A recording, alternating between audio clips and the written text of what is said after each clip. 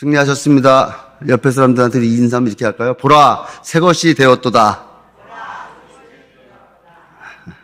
오늘 주님 말씀은 이 말씀, 그러니까 보라, 새 것이 되었도다 하는 말씀이 나와 있는 고린도후서 5장 17절 말씀입니다. 우리 한번 다 같이 한번 읽어볼까요? 시작. 그런즉 누구든지 그리스도 안에 있으면 새로운 피조물이라. 이전 것은 지나갔으니 보라, 새 것이 되었도다. 아멘. 보라, 새 것이 되었도다. 이거는 미래형도 아니고 과거형도 아니고 현재형입니다. 보라, 새 것이 되었도다. 우리는 예수 그리스도를 믿는 순간부터 새 것이 된 것입니다. 새로운 사람이 된 것입니다. 저는 오늘서부터 이 말씀을 통하여서 보라, 새 것이 되었도다라는 주제로, 오늘은 부주제로 새로운 피조물이라는 주제로 오늘 말씀을 나누고자 합니다. 우리가 예수 그리스도와 영적인 교제를 갖게 되었을 때 예수 그리스도 안에서 새 것이 되었도다라고 이야기하고 있습니다. 과거의 죄 속에 살았던 우리의 인생들이 영원한 멸망으로 갈 수밖에 없는 우리의 인생들이 예수 그리스도를 만남으로 말미암아 새로운 인생으로 바뀌게 되었다는 것이죠. 그러니까 하나님의 그 은혜로, 하나님의 그 사랑하심으로 예수 그리스도를 죽이시고 또 부활하시면서 또 그 부활을 통하여서 우리는 구원의 방주에 되었다는 것이죠. 그러니까 뭐예요? 하나님이 우리를 사랑하셔서 예수 그리스도를 통하여서 우리의 죄 문제를 해결해 주시고 난 다음에 우리는 새로운 피조물이 되었다라고 말하고 있는 것입니다. 이전의 멸망의 모습이 아니라 새로운 피조물이라고 말하는 것이죠. 근데 여러분, 우리가 살아가면서 그래요. 새로운 피조물, 그런데 피조물이라는 게 무엇일까? 피조물이라는 것이 과연 어떤 것을 피조물이라 그럴까? 성경에서 말하는 피조물.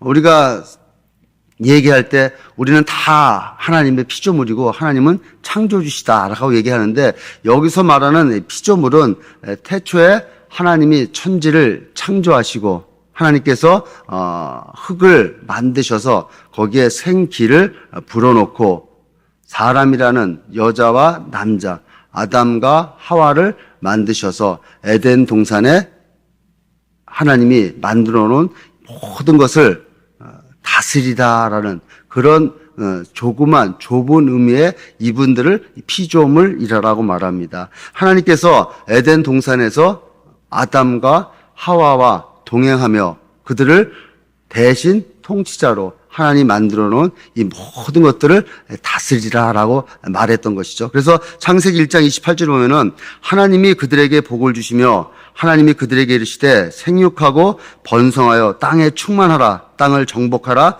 바다의 물고기와 하늘의 새와 땅에 움직이는 모든 생물을 다스리라 하시니라. 하나님께서 모든 천지만물의 것들을 다 만들어 놓으시고 아담과 하와를 만들어서 대리 통치하게 했던 이 인간의 모습을 피조물이라고 여기서 말하고 있는 것입니다. 근데 하나님께서 이렇게 축복해 주시고 모든 것을 다스리게 했던 이 사람, 이 인간, 이 아담과 하와가 하나님의 말씀에 불순종함으로 네가 선악을 알게 하는 나무는 먹지 말아라 라고 얘기했단 말이죠. 여러분, 선악을 알게 하는 이 나무는 우리가 생각할 때 이거 뭐 사과나무냐? 아니면 이것은 뭐 귤나무냐? 여러 가지 말들이 있어요. 근데 어떤 나무인지는 알 수 없지만은 선과 악을 분별하는, 판단하는 그런 나무라고 얘기를 하는 것이죠. 그런 열매라고 얘기하는 거예요. 우리가 이 열매를 먹었길래 우리는 선악을 우리 마음대로 판단을 하게 되는 거예요.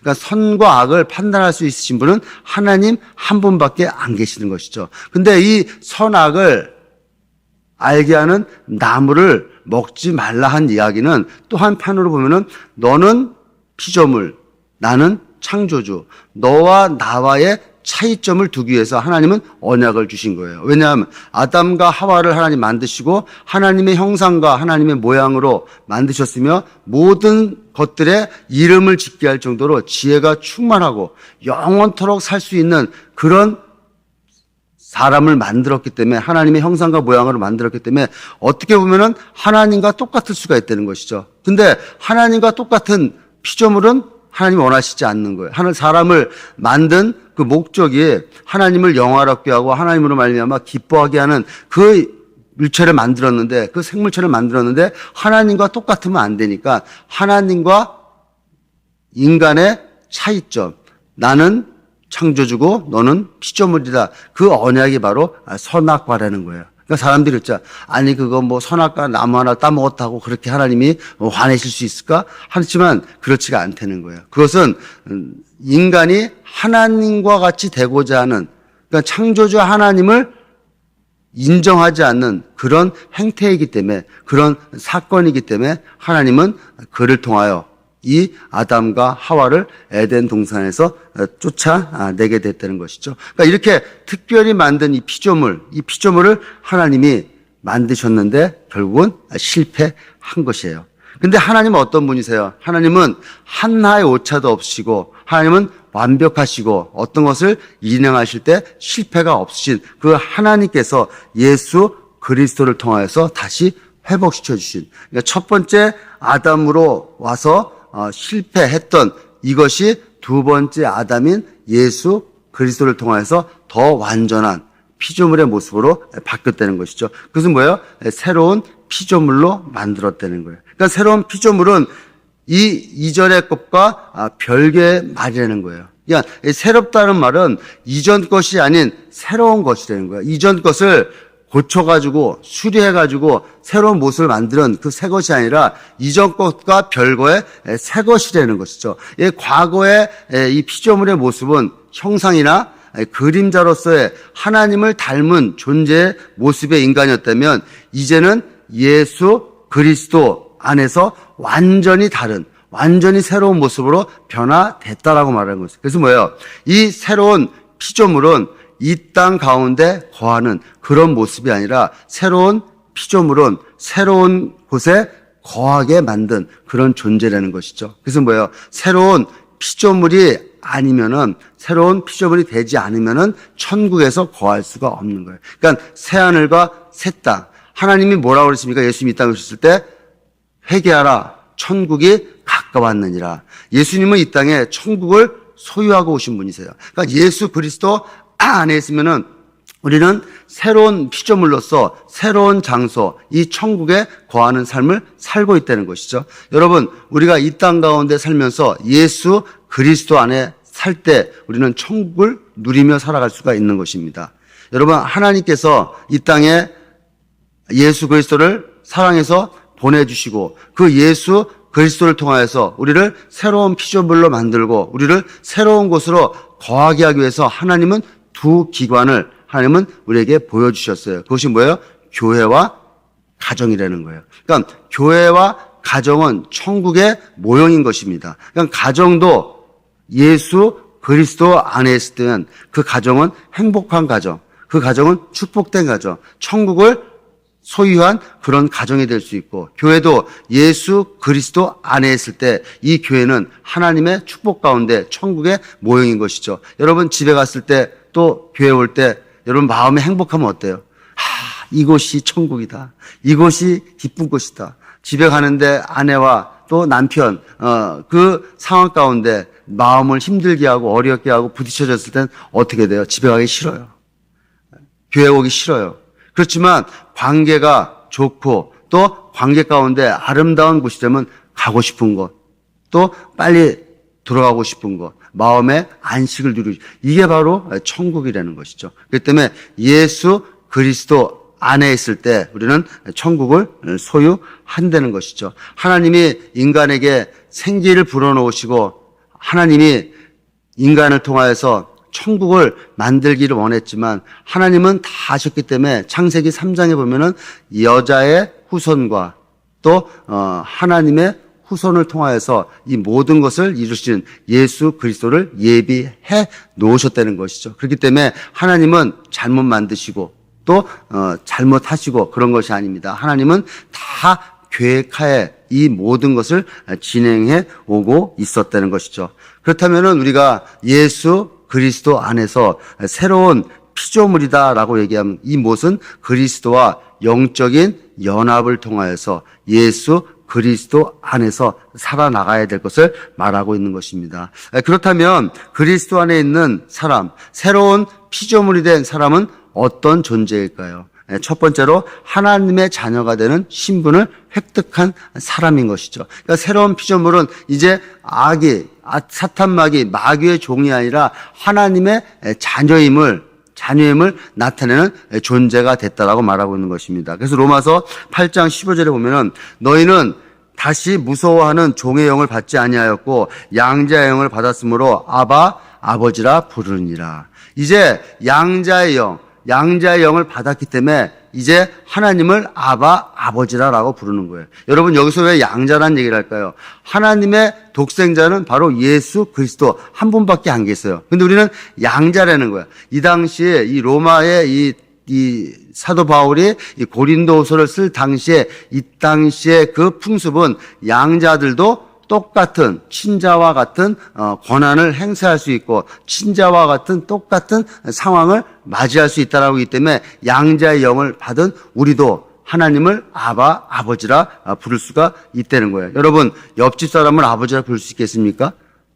동네 아저씨를 아버지라 부를 수 있겠습니까? 그렇지가 않다는 것이죠. 나를 키우시고 나에게 천국의 그 기업을 주실, 그 상속하실 그분을 우리가 아버지라고 부를 수가 있다는 것이죠. 우리는 이제 어떻게 해요? 마귀의 종이 아니라 하나님의 자녀로서 하나님을 아바 아버지라 부를 수 있는 하나님의 자녀로서의 존재로 우리는 새롭게 변화가 됐다는 거예요. 여러분, 우리의 모습, 하나님 앞에 갈 수 없었던 그 모습은 무엇 때문에 못 갑니까? 죄 문제 때문에 못 갔다는 거예요. 근데 이 죄 문제를 예수 그리스도가 십자가의 사건을 통하여서 해결하시고 우리를 하나님의 자녀로 갈 수가 있다는 거예요. 그러니까 어떻게 돼요? 예수 그리스도 안에 있을 때 우리는 하나님의 자녀로서의 그 권한과 그 축복을 누릴 수가 있다는 거예요. 그러나 예수 그리스도 안에 있지 아니하면 세상과 똑같은 그런 행태를 보이고 산다는 것이죠. 그 세상의 아버지, 이 세상의 사탄 마귀가 나의 아버지인 줄 알고 그 아버지의 말에 따라 살아간다는 거예요. 그렇지만 그리스도 예수 안에 있으면 우리는 하나님의 자녀로서 하나님의 그 자녀로서의 삶, 하나님의 자녀로서의 권한과 하나님의 자녀로서의 축복을 누리며 살아가고 수 있다는 것이죠. 주님께서 뭐라고 그러십니까? 너희는 내 아들이다. 영접하는 자 곧 그 이름을 믿는 자들에게는 하나님의 자녀가 되는 권세를 주시겠다라고 말하고 있는 거예요. 여러분, 우리는 하나님의 자녀의 신분으로 우리는 새로 태어난 것입니다. 새로 탄생한 것입니다. 아멘. 두 번째로 어떻게 해요? 새로운 운명을 지니게 된 존재가 되었다는 거예요. 먹고 마시고 내가 살고 죽는 것은 하나님의 권한 안에 있기 때문에 그것에 대해 신경 쓰지 말고 너는 내 일을 하면 내가 네 일을 하겠다라고 말하고 있는 거예요. 여러분, 새로운 피조물이라는 것은 이런 존재인 것이에요. 여러분, 피조물은 뭐예요? 하나님의 자녀로 거듭난 사람이요. 또 영벌로 살아갈 수 없는 그런 운명체에 있는데 영생의 운명, 새로운 운명을 가진 그런 존재로 우리는 다시 태어나며 또 뭐예요? 새로운 가치관, 새로운 비전을 놓고 나아가는 그런 존재로 우리는 새로운 피조물이 된 것입니다. 여러분, 우리 소명교회 성도님들은 이런 새로운 피조물이 되기를 원합니다. 여러분, 이 새로운 피조물은 될 것이 아니라 됐다는 거예요.